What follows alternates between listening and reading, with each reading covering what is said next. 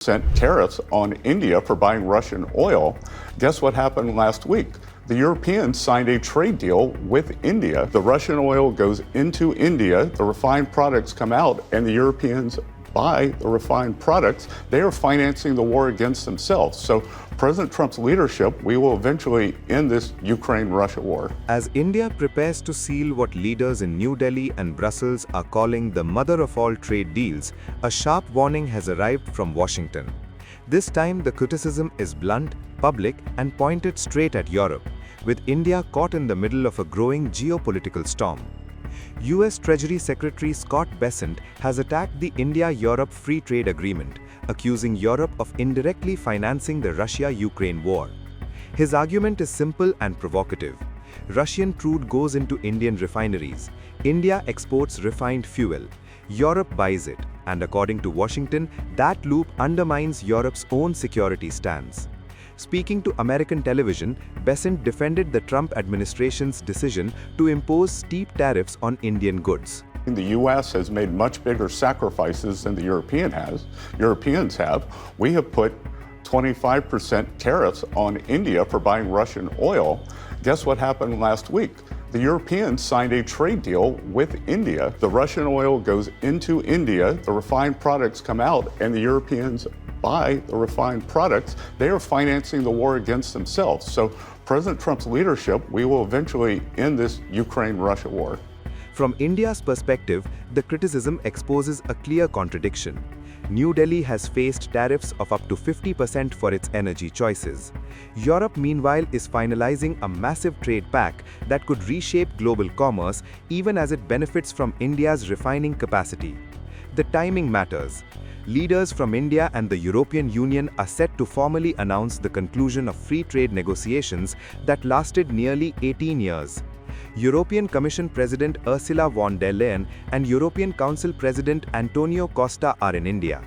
They were also chief guests at Republic Day. The symbolism is hard to miss. For India, this deal is strategic. It opens preferential access to a market of nearly 2 billion people. It boosts exports across textiles, gems, chemicals, engineering goods, and automobiles. It strengthens supply chains at a time when global trade is fragmenting under tariff wars and political pressure. For Europe, India is a growth engine, a stable democracy, a manufacturing hub, and a partner that reduces dependence on China. That is why European leaders have repeatedly described this agreement as historic. And right after Davos, the next weekend, I will travel to India. There's still work to do, but we are on the cusp of a historic trade agreement. Indeed, some call it the mother of all deals. One that would create a market of 2 billion people, accounting for almost a quarter of global GDP. And crucially, that would provide a first-mover advantage for Europe with one of the world's fastest-growing and most dynamic continents.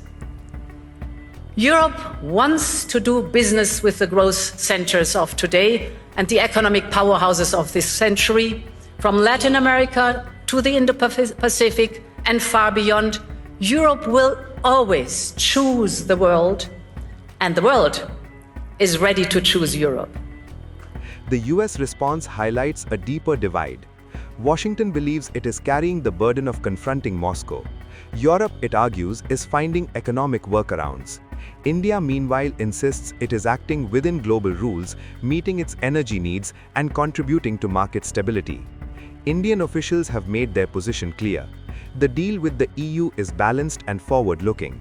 It is about trade, not geopolitics. It is about integration, not alignment. There is also a shift underway.